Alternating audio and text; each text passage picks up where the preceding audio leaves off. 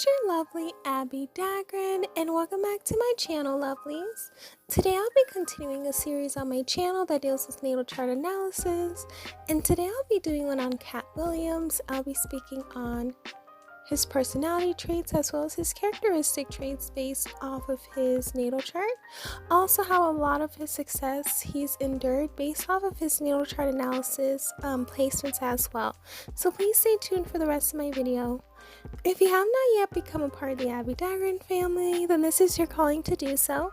Please make sure you hit that subscribe button and that notification bell so you know when I upload videos on the daily.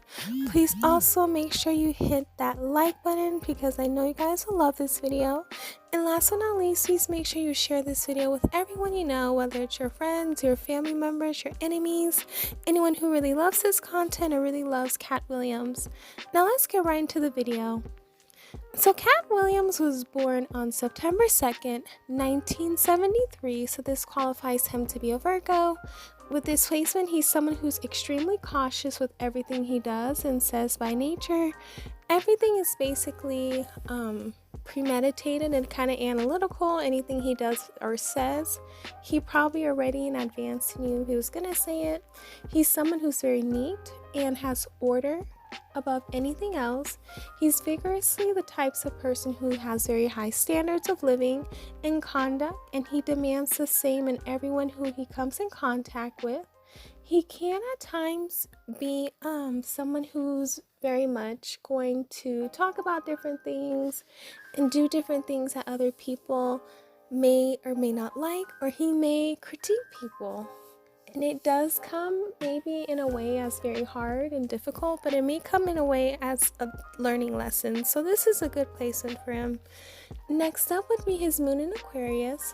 With this placement, this can be a difficult placement at times in regards to emotions and in regards to the things that they go through, because Aquarius moons do go through a lot. Someone he is someone who's very observant, and he's someone who loves to analyze different things. He's someone who's very shy or detached, and he may at times feel like an outsider, and that's something that I saw throughout his interview, that he did give a lot of those vibes like he felt as an outsider. He's someone who likes to be different, and he's someone who feels above emotions such as envy, fear, or greed. He's someone who's very independent. He loves to focus on other activities when he's upset.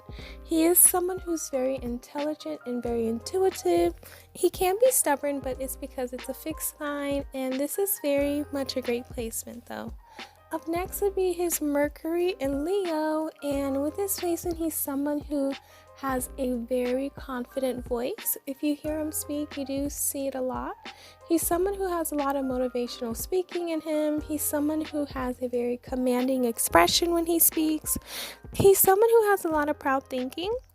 And he's someone who does have dramatic communication, and you do see this a lot in his comedy specials with his dramatic communication.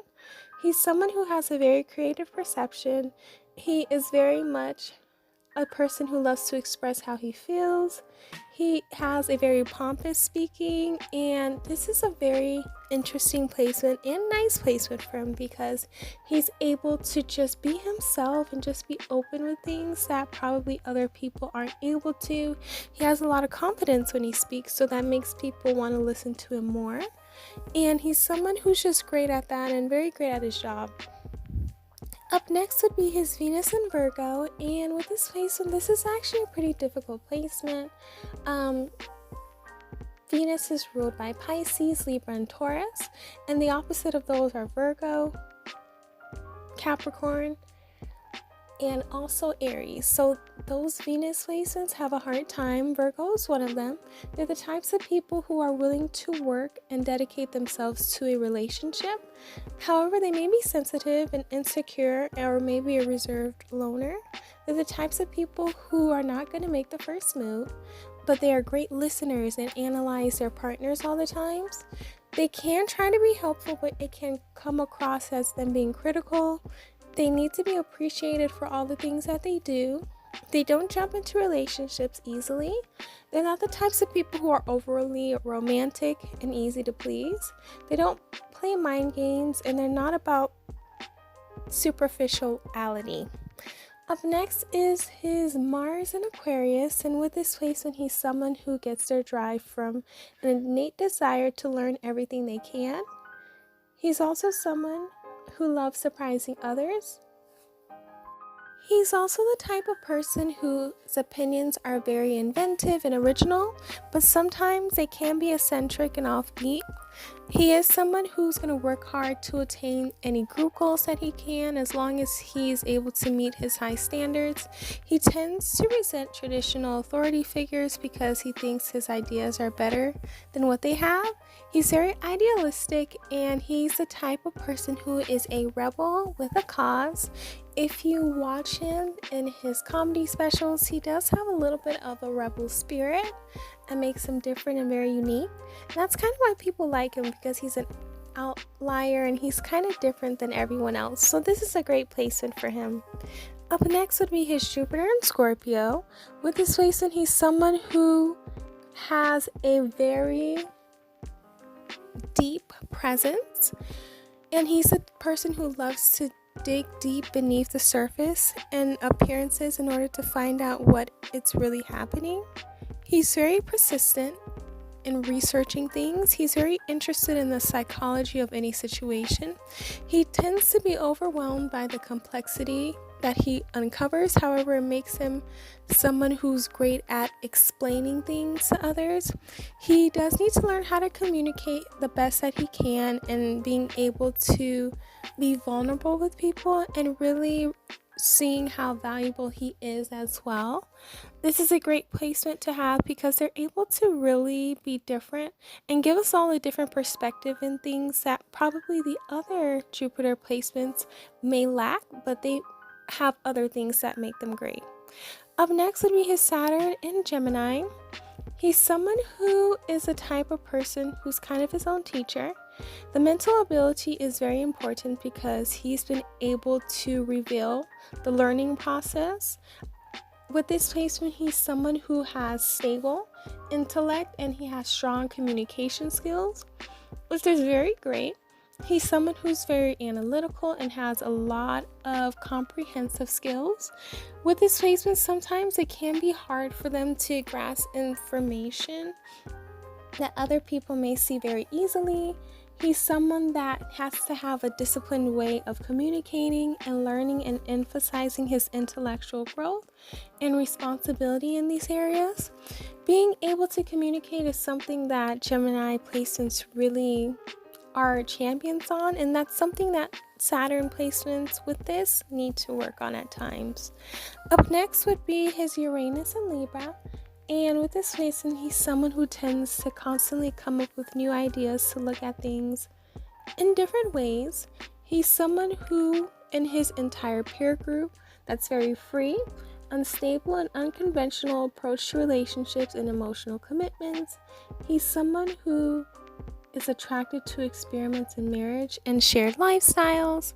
He's all about personal freedom in the most important way. And he's all about entangling emotional bonds. In the realm of art and aesthetic, he's attracted to bizarre, shocking, and unusual things. With this placement, they're the types of people who love to look at relationships in a different way and love to revolutionize them. That's something that they work on and something that they try their best to really be different in. So having this placement is very much cool, and they're able to really influence generations after them. Up next would be his Neptune in Sagittarius. And with this placement, it's actually pretty cool placement. And they're the types of people who thrive on a variety of exciting and uplifting experiences and learning new things. They're the types of people who are very much idealistic, and their thoughts and energy in regards to religion and other things are very interesting because they're the types of people who are very open-minded to their different religions, different cultures, different languages. They're just very open-minded with different things. So this placement is very nice, and I feel as though since he's a comedian, being able to look at different cultures and looking at different things in order for him to get his comedy material is very important and very interesting that he's able to do based off of his career, and he's able to incorporate that in the best way. Up next would be his Pluto in the lovely sign of Virgo. So he was born between 1957 and 1972. He is a part of Generation X. He has a lot of perfection and a down-to-earth attitude. The types of people they are very hardworking, self-improving, and very skilled people. They're the types of people who are all about the environment, technology issues, and are the types of people who are quite adept for helping others and offering the practical care necessary to improve anyone's status in this world. They're also the types of people who are going to be very much, in a way, going to give good information and good advice to people in order for them to benefit themselves. Sometimes they can be termed as very critical generation. However, sometimes they're able to give good advice that are really beneficial to others. Up next would be his North Node in the sign of Aquarius. And with this placement, in order for him to develop the attributes he needs and uncover the hidden gifts and talents needed, he will need to be objective, seeing the total picture, desire for friendship, making decisions for the group's best interests, willingness to share unconventional ideas, willingness to champion humanitarian causes, active participation in groups, awareness of equality, relating to others as individuals apart from their specific roles, creating win-win situations, recognizing how others are special. You will also need to be unusual, learn the way of the inventor, create and connect to all different types of friends, learn to open up his heart and build fulfilling relationships with those around him, learning to share his emotions with others, focus his energies on being unique, people love for it, and this is what he will need to develop. Up next would be his Chiron in Aries, and with this placement, he's someone who, in my opinion, I feel like Chiron in Aries is the hardest placement because this has a wound with themselves. Usually the other Chiron placements has wounds that deal with external forces, but this one mostly has to do with internal forces. So he may not have a lot of belief in himself at times, and he's the type of person who may compare himself to others. He may be very self-engrossed. However, what he will need to do is forward his love to himself, accepting that everyone is different, acknowledging his strengths and his weaknesses, and knowing that it's okay for him to make mistakes, and that it's okay for him to be him and be different. And knowing that regardless of what comes to him in life, he will always be great and has accomplished a lot, and just know that he should have a lot of courage in himself. Up next would be his Scorpio/rising, and this is a lovely placement. He has a very strong presence. He may be very determined and stubborn, but he sees through people's exteriors. He's very intense and has a strong desire to succeed. He needs a partner who is down to earth, reliable, and loyal. He has a pleasant exterior that may be unlike his true self. He does not take decisions very lightly, but he tends to take a long time before opening up. He relies on his intuition to solve problems, and he also needs a lot of privacy. He's someone who's very mysterious. He can be very secretive as well. He's very private and very intuitive. He's someone who loves to really be himself, and he's someone who is great at hiding his feelings, and he's great at someone who's understanding other people's feelings. So this is a great placement for him. Last but not least would be his midheaven in Leo. And with this placement, he's someone who tends to have a fame placement. So anyone with a midheaven in Aries, Capricorn, or Leo tend to be the most successful midheavens. And with this placement, he's someone who's very much out there. He's someone who's very bold, and he has a very much presence that really is never forgettable. He's always going to be out there. He's always going to be someone that is going to have that fame that a lot of people crave, but he gets it easily. He has a great leadership ability, and he thrives on careers that he is the center stage and in control. He's always finding himself in a spotlight in some way, and he's always felt like he's destined for greatness. He's very dignified in any situation and crisis, and this is his career image. Thank you guys so much for watching my video today on Katt Williams Natal Chart analysis. Please let me know down below, did you learn more about him or get a better understanding as to who he is as a person? Please also let me know down below who else you guys would want me to do a natal chart analysis on. And also please make sure you are subscribed to the channel and that you like this video. Also that you've hit that notification bell and that you share this video with everyone you know. And last but not least, please make sure you're following me on all of my social media accounts that are on the screen and my PayPal that is linked down below you could support. I love you all. Please stay safe and healthy, and I will see you guys in my next video. Bye, lovelies.